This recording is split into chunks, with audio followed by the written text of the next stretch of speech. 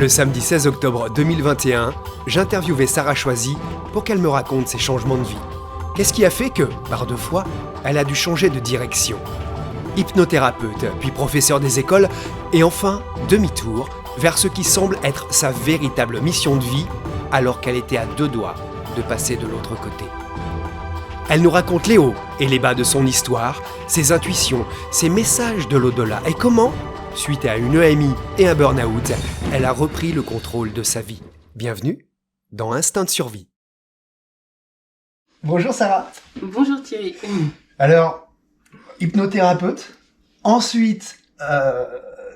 Professeur des écoles. Oui, pardon. Entre institutrice et maintenant thérapeute énergétique médium. 2 changements de vie en un. Ouais, c'est ça. Si on résume bien, oui, c'est ça. On va voir pourquoi vous êtes revenu à vos premiers amours. C'est ça. Qu'est-ce qui a fait en, je sais pas, peut-être une dizaine d'années, tout ce parcours? Oui, il s'est écoulé, 8 ans, 8-9 ans. 9 ans. C'est un cheminement qu'on va découvrir avec vous. Merci de vous livrer. Merci à vous. Et il y a quand même quelque chose qui vous a une sonnette d'alarme assez forte parce que oui, qui m'a amené à changer votre fusil d'épaule. C'est ça. C'est le burn-out et l'EMI. Je sais pas s'il y a eu l'un avant l'autre. Le burn-out est arrivé après. D'accord. Parce que souvent on dit qu'on vit une EMI, après tout va bien, enfin, on est en pleine forme, enfin pour certains, hein. Non. Mais vous, ça a été... Ça a été, ouais, ça a été le contraire. Après, je pense que c'est dû sans doute aussi à ma personnalité qui a besoin de tout comprendre. Donc je dirais que l'EMI a été l'ouverture vers une... Alors il y en a qui appellent ça la nuit noire de l'âme, un peu. Hein. Oui. Donc moi, ça a été... l'ouverture vers une restructuration de ma vie, remise en question profonde des acquis et finalement accepter de détruire ce que j'avais construit difficilement et pour finalement me rendre compte que ma sécurité, celle que je recherchais à travers justement le métier de professeur des écoles était ailleurs.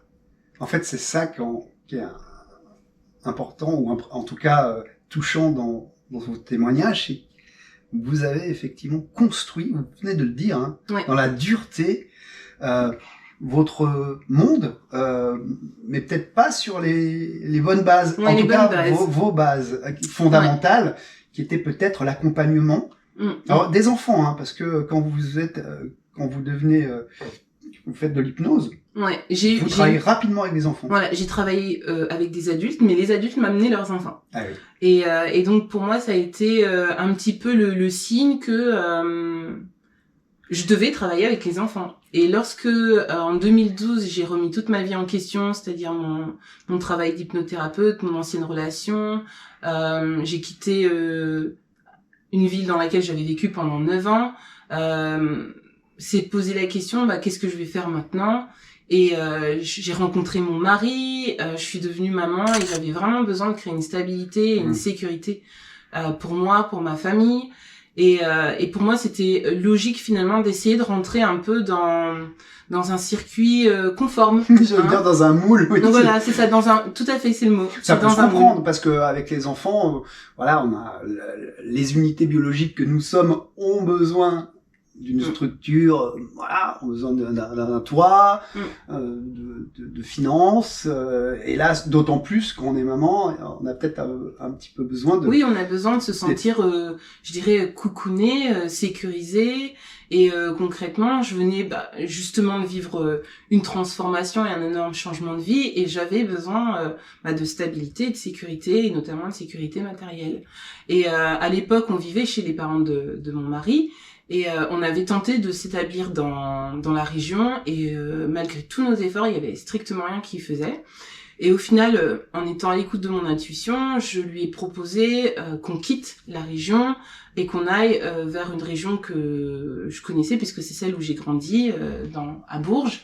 Et mais avant de faire ce choix, j'avais quand même pris le temps de regarder un petit peu nos cartes natales pour vérifier si énergétiquement les énergies étaient plutôt bonnes pour nous et c'était le cas. Donc dès lors qu'on a pris la décision, en fait, ça a été comme si une autoroute s'était ouverte devant nous et tous les pièces du puzzle se sont mis en place. La maison a été trouvée en 24 heures après la décision. J'avais écrit sur papier ce que j'attendais en termes de critères. Donc j'ai fait un petit peu un exercice de manifestation et j'ai demandé là-haut à mes anges gardiens, mes guides, écoutez, s'il vous plaît, maintenant qu'on a pris la décision, aidez-nous quoi. Et en une semaine, on a trouvé la maison, on avait signé les papiers et on savait qu'on partait. Et donc une fois que le lieu de vie était trouvé, pour moi c'était le bon moment pour passer à la suite, c'est-à-dire ma reconversion pro et entrer dans le milieu de l'éducation, mais sous forme du métier de professeur des écoles. Et chose que je savais pas, c'est que finalement la maison qu'on venait de louer était à 3 minutes à pied de l'école où j'allais potentiellement être formée, parce que j'avais pas encore pris à l'époque la décision si je passais le concours en candidate libre ou si je faisais un master. Oui. Sauf qu'après j'ai fait le choix de faire le master parce que j'avais besoin d'une grosse remise à niveau, vu que ça faisait quand même plus de 7 ans que j'avais quitté l'université, donc même si Vous avez j'avais fait des études de psychologie, hein, oui, c'est ça? j'ai une maîtrise en psycho et j'ai fait aussi un master 2 en sciences de l'éducation et formation d'adultes. Donc voilà, finalement je suis restée un peu dans mon créneau, mais j'avais besoin de remise à niveau, surtout en mathématiques. Hein. Moi j'étais plutôt littéraire, artistique et pas trop maths. Donc j'avais vraiment besoin, pareil, encore de structure, d'être structurée, d'être accompagnée dans cette rentrée dans le métier. Et la structure, elle se trouve à 3 minutes de chez vous. Voilà, à 3 minutes de chez moi. Voilà. C'est incroyable. Enfin, là-haut, apparemment, ils vous ont entendu. Parce Oui, que ils m'ont entendu. Et nous, on est prêts. C'est ça. On y va. C'est ça. Et donc, vous trouvez... Alors, est-ce que ce sont des hasards, des synchronicités? En tout cas, vous trouvez dans les 24 heures la maison qui va bien, à côté de l'établissement où vous allez devenir professeur des écoles. C'est ça. Et donc, une fois que tout était clair dans ma tête, j'ai mis en place les démarches. Et là encore, pareil, en fait, il y avait quand même pas mal d'obstacles. Normalement, je devais peut-être même pas obtenir de financement pour ce retour en études, et j'ai tout obtenu. J'ai rencontré les bonnes personnes. Il fallait absolument que je passe le permis parce que en tant que professeur des écoles, on est amené à être mobile, et fallait que je travaille aussi sur ma propre phobie de la conduite. Ah oui. Donc j'avais vraiment je dirais que c'était une période de ma vie qui a été pleine d'émulation. Enfin, j'ai vraiment aimé. J'ai aimé en fait ces défis. Pour moi, Ces changements de vie aussi. Au début. Au début, voilà. Et on va voir pourquoi. Au début, c'est voilà. Après, c'est devenu plus compliqué parce que étonnamment, c'est qu'une fois que je suis devenue professeur des écoles, que j'ai obtenu le concours. Et qu'il fallait rentrer dans le métier, vraiment dans le vif du sujet, même si on avait déjà fait des stages, hein, on était en classe, on est quand même sur le terrain dès la première année. Mais là, voilà, j'allais avoir ma classe en partenariat avec une titulaire, et en fait, c'est à ce moment-là que pour moi tout s'est écroulé. Et ça a été extrêmement difficile à comprendre au départ. Pourquoi ? Parce que j'avais vraiment cette impression qu'on m'avait ouvert les vannes pour tout réussir et rester dans le métier pendant des années et des années. Et vous m'aviez dit que il y a eu des ressentis par rapport à cette tuteur. On dit une tutrice, pardon. Oui, il y a une. Alors. Oui, quand on rentre dans le métier, en fait, on est accompagné par ce qu'on appelle des maîtres formateurs ou moi j'appelle tuteurs, tutrices. Et donc j'avais 2 tuteurs et dont une personne, quand on m'a donné son nom, en fait, j'ai ressenti qu'on m'envoyait une information très forte que cette personne allait être une nuisance pour moi dans le cadre de ma formation. Et donc j'ai pris en compte cette information, j'ai commencé un peu à faire mon enquête, à demander autour de moi, auprès de mes amis qui la connaissaient, qui avaient fait leur classe avec elle, comment elle était, et j'avais que du positif. Et moi-même, en fait, je l'avais rencontrée parce qu'elle avait été membre de mon jury de mémoire, et on avait eu un échange qui avait duré quelques minutes, et elle m'avait semblé bienveillante sur le coup. Et étonnamment, non. On me disait, tu vas voir, cette personne va être une nuisance pour toi. Alors quand Le on là, c'est un on. Un on qui vient de là-haut. D'accord. Il y avait le on, elle est chouette, mais l'autre on. Ouais. Le on, elle est chouette, c'était moi, hein. Et quelques autres personnes. Et quelques autres personnes, et le autre on, c'était là-haut. Et donc bon, le temps est passé, j'étais enceinte, donc j'ai accouché, j'ai pris mon poste après un congé maternité. Et en fait, lors de notre première rencontre, qui s'est passée plutôt bien, hein, relativement bien, j'ai quand même ressenti les premiers signes d'une forme d'hostilité un peu envers moi. Et elle était partie en me disant que si mes élèves finalement se comportaient bien en classe, c'est parce qu'ils avaient peur de moi. Ah bon. Voilà. Donc sur le coup, j'ai pas trop bien compris ce qu'elle voulait dire parce que j'avais une bonne entente avec mes élèves. Ouais. Donc bon. Mais par contre, mon corps, lui, il avait compris le message puisque à partir de là, en fait, j'ai commencé à tomber malade régulièrement. Et j'ai été arrêtée plusieurs fois, et notamment à un moment donné pour une affection au poumon qui était assez grave, au point que j'ai pas pu en fait retourner sur le terrain pendant plusieurs semaines. Et ça, vous déduisez avec le recul que c'est ce problème de relationnel avec cette personne qui aurait pu enclencher en fait cette cascade de problèmes physiologiques? Bah concrètement, comme je suis empathique, hein, j'ai tendance en fait à ressentir fortement les énergies qui viennent de l'environnement. Avant, j'avais vraiment une trop forte tendance même à les absorber, et ça pouvait me rendre malade. Et là, j'avais compris quand même que je commençais à avoir peur de l'angoisse qui se traduisait notamment par ces affections physiques. Et quand je suis retournée sur le terrain, c'était vraiment avec cet espoir que tout allait bien rouler. Malgré tout, il y avait toujours un petit peu en moi cette angoisse. Et lorsque j'ai eu l'occasion de la revoir, j'avais eu l'impression que ça s'était plutôt bien passé, mais je savais que je me mentais quand même à moi-même. Et c'est lorsque j'ai vu mon deuxième tuteur qu'on avait changé pour une raison que je n'ai pas comprise, même encore aujourd'hui. Et celui-là, vous l'aimiez bien? Et il m'aimait bien aussi. Aussi. Et il m'a en fait fait entendre que elle ne m'aimait vraiment pas. Et que il était un petit peu inquiet pour moi. Et donc lui qu'on avait évincé, finalement me disait que il espérait que ça irait mieux. Et donc ça a été pour moi une première confirmation que ce qu'on m'avait dit là-haut, c'était juste, parce que finalement j'avais eu que mon ressenti. Alors là, quelqu'un d'extérieur qu'on avait évincé et qui était pour moi un véritable soutien aussi émotionnellement, puisque je savais qu'il était là, il faisait un peu tampon. Et ben, il était plus là, et puis il m'a dit, voilà, de faire attention.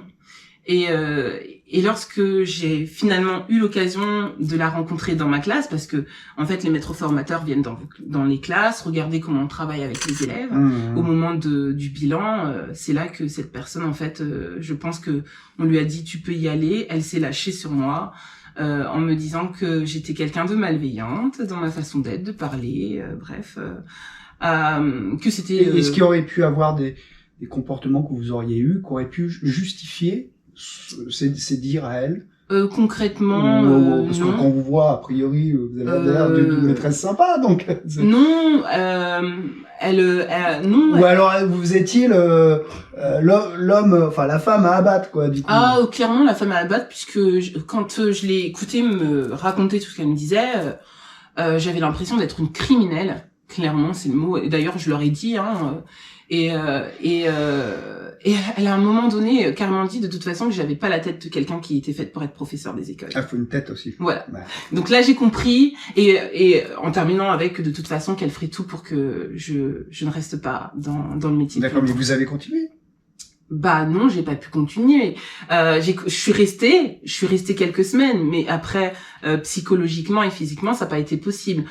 Suite à cette discussion, d'où le burn-out là, enfin vous êtes voilà. Parce qu'on dit burn-out, tout dire à rien dire, mais oui, en vous fait, êtes allé au point de ne plus pouvoir. Concrètement, cette discussion a été hyper choquante énergétiquement pour moi. Et c'est pour ça que je dis qu'il faut faire très attention à ce qu'on dit aux gens, parce que parfois les mots tuent.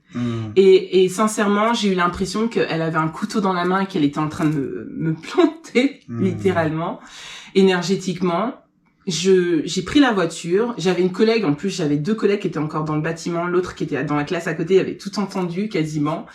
Donc elle savait que je passais un très mauvais quart d'heure. J'ai pris ma voiture, j'avais l'impression qu'une partie de moi se désolidarisait de mon corps. Donc j'avais vraiment besoin de rester focus sur la route. J'avais 45 minutes, je me disais il faut que j'arrive à la maison, je n'ai pas envie d'avoir un accident. Je pleurais évidemment, je leur parlais là-haut en leur disant mais c'est pas possible, j'ai donné tellement d'énergie, j'ai investi tellement de force dans tout ça pour en arriver là en fait. Elle a décidé que elle va tout détruire, ils vont tout détruire quoi, tout ce que j'ai construit jusqu'à maintenant, sachant tout ce que j'ai vécu auparavant. Et j'ai dit c'est injuste. Et la parole que tu dis souvent quand t'es un peu désespéré, c'est limite t'as envie de mourir, t'as ce sentiment de pulsion de mort qui remonte et t'as juste envie de mourir quoi. Et je suis arrivée chez moi, j'ai raconté à mon mari ce qui s'était passé, je suis montée dans la chambre parce que j'avais mal à la tête comme ça, et je me suis allongée et je suis partie dormir. Sauf que, en fait, le matin, au lieu de me réveiller normalement, j'ai senti que, je partais. Donc, j'ai senti que mon être passant par là, j'ai eu la vision de quelques instants du futur, qui se sont révélés vrais puisque je les ai vécus après coup. Et comme quoi, par exemple, c'était en fait concrètement le futur de loin ou du non, futur c'était un futur proche, celui qui allait se passer dans les 2 semaines après. Sachant que les actions que j'ai vues, je les avais pas encore faites. Donc c'était vraiment un futur assez proche. Et c'était notamment la réunion de rencontre avec l'inspecteur, cette personne et d'autres personnes dans une pièce où on était censé m'aider. Mais sauf qu'on m'avait clairement montré que ça serait pas en fait une réunion pour m'aider, mais une réunion pour en gros encore plus me fustiger et de me dire grosso modo que j'avais pas à me plaindre et que si je voulais rester dans le métier, ben fallait savoir apprendre à se taire. Et donc j'ai entendu des voix angéliques, c'était juste magnifique, sauf que là je prenais vraiment conscience que je m'en voulais quoi. Je partais et je leur ai dit mais je veux pas mourir. Je veux rester avec mon mari et mes enfants, j'ai mon mari et mes enfants quoi. Donc s'il vous plaît. Et en fait, ils m'ont ramené dans mon corps. Je me suis réveillée, je suis partie voir mon mari, je lui ai raconté ce qui s'était passé. Je lui ai dit j'ai besoin d'aller à la pharmacie, le médecin pouvait pas me prendre et puis je savais pas quoi lui dire écoutez je viens d'avoir une expérience étonnante, donc je lui ai dit viens on va à la pharmacie parce que les Doliprane ça va pas. La pharmacienne m'a donné de l'ibuprofène, elle a pris ma tension, elle fait oh là là madame à votre place j'irai aux urgences parce que vous avez quand même quasiment 20-11 un truc comme ça de tension quoi. Donc je pouvais monter très très haut. Et est-ce que juste pour revenir sur le MI parce que oui. Vous êtes senti partir, comme vous l'avez dit, et là-haut, là-haut, on sait pas trop où on est, je suppose que c'est compliqué à dire où on est à ce moment-là. C'est plus que je me sens partir, je me sens mourir. C'est je me sens mourir, c'est clairement je me sens mourir. Et j'ai des voix magnifiques. Ah ouais? Magnifique. C'était si je devais décrire, c'était un chœur de chant, un chant jamais entendu, c'était comme un chœur angélique. Vraiment, le mot qui m'est venu, c'est un chœur angélique, beaucoup de lumière, et très apaisant, très très beau, et franchement, j'aurais pu décider de continuer. C'est ça, ouais. Mais j'ai pris conscience, parce que c'était pas la première fois que ça m'était arrivé, en fait, de partir comme ça.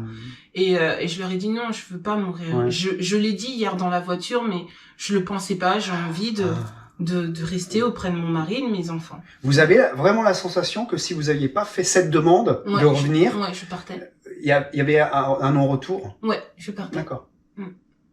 Et donc je suis revenue, pareil, par ici, donc je me suis bien ressentie remettre c'est comme des mains qui rentrent dans un gant, ça te donne cette impression-là. Mais étriqué, ce que souvent on dit, c'est notre corps. Ça fait vraiment cette sensation, oui, ça fait bizarre en fait de sentir cette impression, oui, qu'on rentre comme une main qui se met dans un gant et de vraiment sentir cette limite qu'il n'y a pas quand on n'est plus dans le corps. Sauf que comme c'était la deuxième fois que ça m'arrivait, ça m'a pas perturbé. C'était la première fois que ça m'avait perturbé.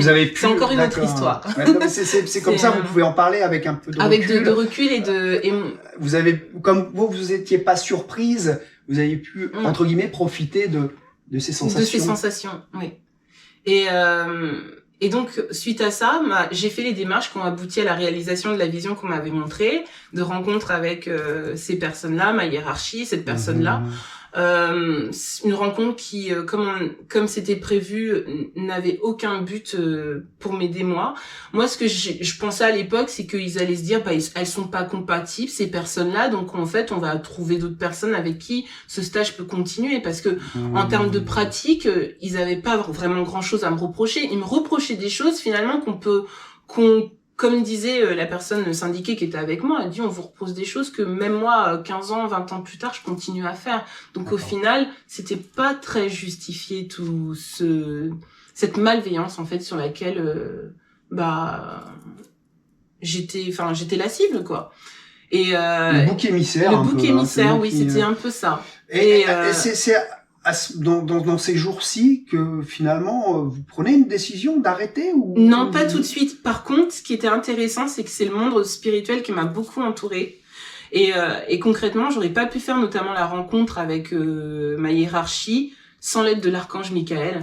Moi qui pourtant pendant longtemps j'avais du mal à accepter cette connexion que je pouvais avoir avec les êtres angéliques, j'étais quand même obligée de prendre conscience qu'ils étaient vraiment là en soutien. Et je me rappelle que la veille de cette rencontre avec toutes ces personnes-là, je pleurais dans mon lit, j'avais des crises d'angoisse vraiment très fortes. Mon mari était là, il essayait de me consoler, de me dire que j'arriverais à tenir. Et j'ai fait une prière à l'archange Michael à ce moment-là. J'ai dit, écoute, là, j'ai vraiment besoin que tu interviennes. J'ai besoin que tu sois présent, que ton énergie soit là, parce que il va falloir que je sois droite et forte devant ces personnes. Je sais qu'elles vont pas me faire de cadeaux et j'ai pas envie de recevoir en fait de l'abus sans parler et sans m'exprimer. Avec du recul, est-ce que c'était cette expérience difficile a été nécessaire ou est-ce que c'était un signal que peut-être c'était pas votre voie? Je dirais que c'était les deux. Parce que ça aurait pu l'être. Je dis que c'était les deux. Je dis que c'était les deux. Après, j'avais eu un rêve où on m'avait montré un futur potentiel où si j'avais le choix, et c'est vrai que j'aurais pu faire le choix de passer le concours dans le privé. On m'avait envoyé des petites billes, mais je les ai pas prises parce que je me t'ai dit, le concours du privé est beaucoup plus difficile que celui du public, alors que c'est pas du tout vrai. Donc j'ai choisi la voie du public. Et donc en allant dans la voie du public, on me disait là-haut, de toute façon, Sarah, à un moment donné, tu vas devoir faire un choix.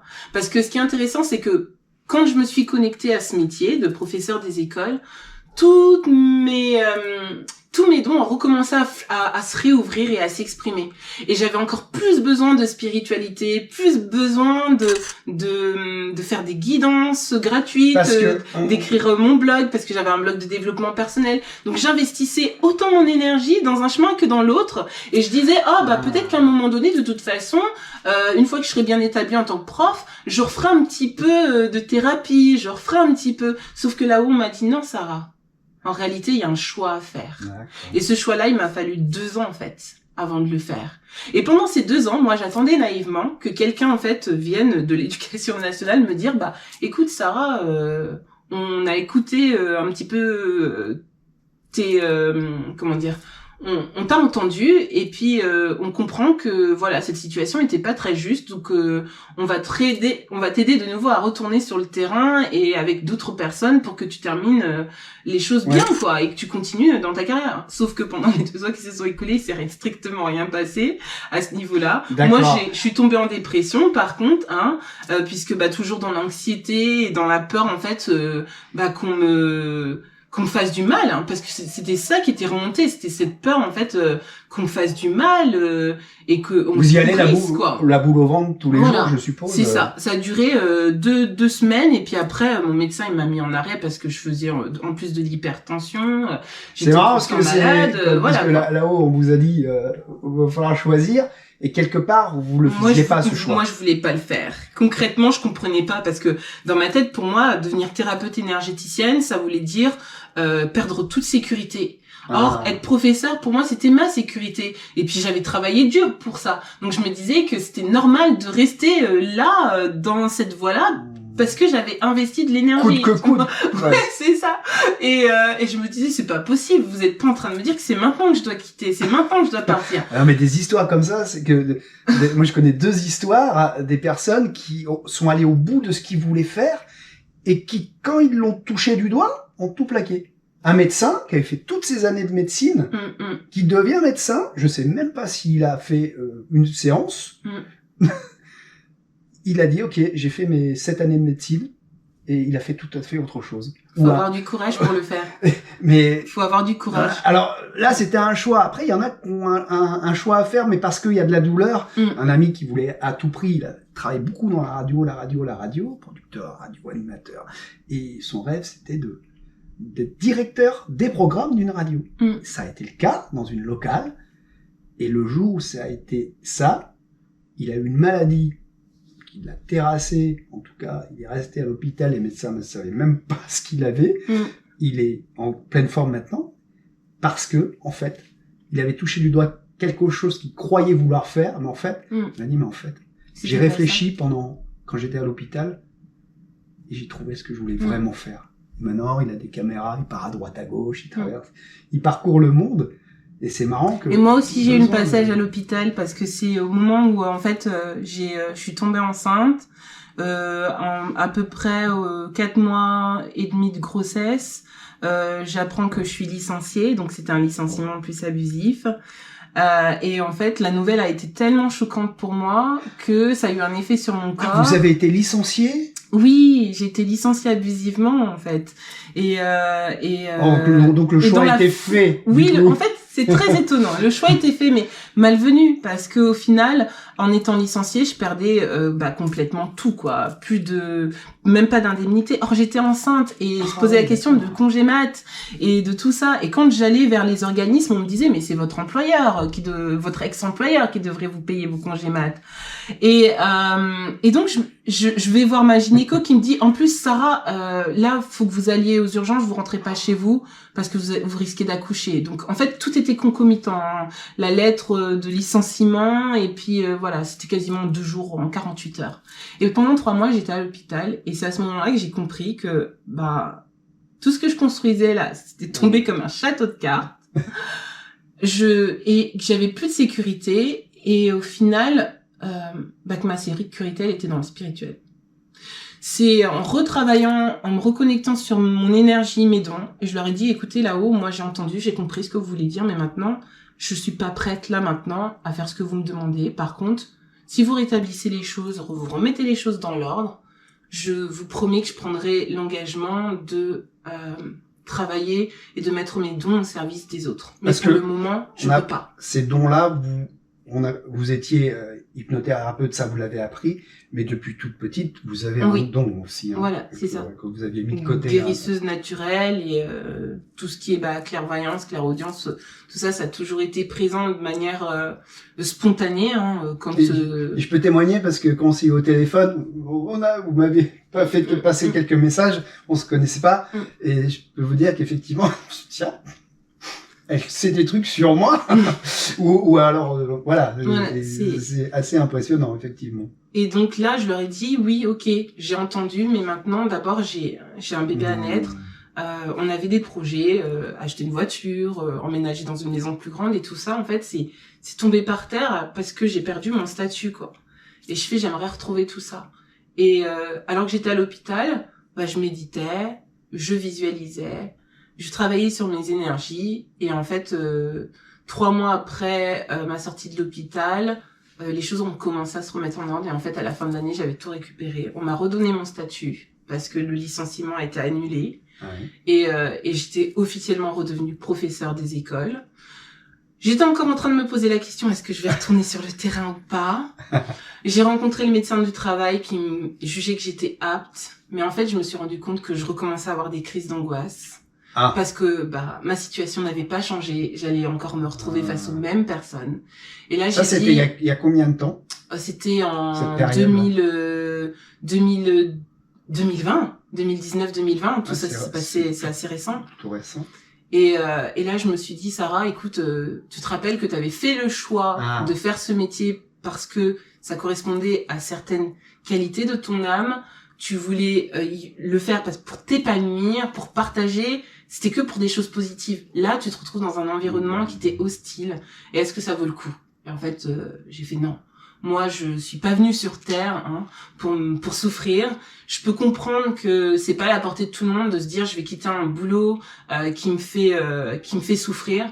Mais là j'ai parlé avec mon mari, je lui ai dit écoute, je sens que si je reste, c'est peut-être moi qui va mourir.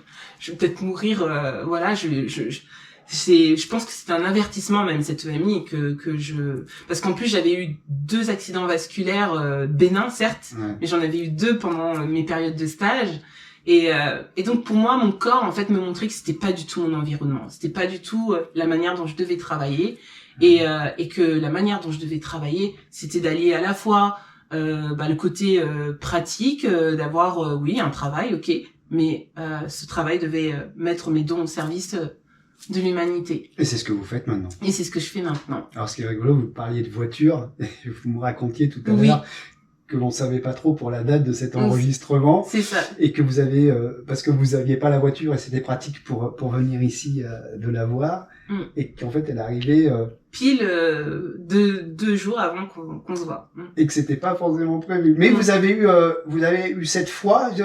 Ok, ah oui, on va pas annuler, on a pris ce rendez-vous, cette date, on va la garder, la voiture arrivera. Bon, on aurait trouvé un autre moyen. Je reste humaine et j'ai des périodes de doute et de peur aussi, mais c'est vrai que je me raccroche toujours au fait que j'étais persuadée déjà que notre rencontre c'était une rencontre de là-haut et que les choses se feraient de toute façon donc et d'aujourd'hui, je vis comme ça. C'est-à-dire que ma sécurité, je la place d'abord dans le spirituel avant le matériel. Ça veut pas dire que je suis pas dans le concret, ça veut pas dire que je fais pas les choses comme tout le monde et que j'attends dans mon canapé que les choses me tombent du ciel. Au contraire, je suis dans l'action et parce que pour moi l'action c'est l'ancrage. Mais malgré tout, j'oublie pas en fait de rester connectée au ciel parce que mon âme, je lui ai dit que je suis venue sur Terre pour lui permettre d'éclore et de s'exprimer et en fait je ne ferai plus l'erreur d'écouter finalement mon ego qui voulait se rassurer dans un métier qui semblait conforme, dans lequel je pensais que j'allais pouvoir me fondre, sauf que je pense que ces personnes-là en fait m'ont vue et c'est pour ça qu'elles ont voulu que je parte et je les remercie en fait parce que même si sur le coup ça a été extrêmement douloureux pour moi et que j'ai ressenti un profond sentiment d'injustice, elle n'aurait pas fait ça, peut-être que j'aurais perdu mon temps, du temps que je suis censée en fait donner à des personnes qui ont besoin de moi dans le cadre de mon travail. Ah, merci d'être venu vous exprimer ici pour nous partager ces changements de vie. Merci à vous, mon Thierry, et puis juste pour conclure en disant que parfois, dans les choses les plus difficiles et les plus apparemment les plus négatives, il y a toujours du bon qui peut ressortir si on arrive à les voir comme étant des leçons. Et même si on le voit pas tout de suite, mais ça viendra. Comme moi, il m'a fallu 2 ans, mais c'est arrivé. Et c'est vrai que c'est après avec du recul qu'on voit pourquoi on a eu certains blocages. C'est ça. Après, j'ai été vraiment aidée, comme je disais, le spirituel m'a aidée et puis je vous en avais parlé tout à l'heure d'une lecture d'aura où la personne m'avait dit que j'avais vraiment pas à douter de mes connexions au monde angélique et que j'étais vraiment faite pour la guérison, pour travailler avec les gens dans le soin et que elle voyait une anxiété en rapport au travail. Elle savait pas ce que je vivais dans le travail, mais qu'en effet elle voyait que dans un futur proche je serais amenée en fait à faire des soins. Donc j'ai entendu, même si ça m'a pris un peu de temps, pour oser. Quel beau mot, oser. C'est ça. Merci Sarah. Merci beaucoup Thierry.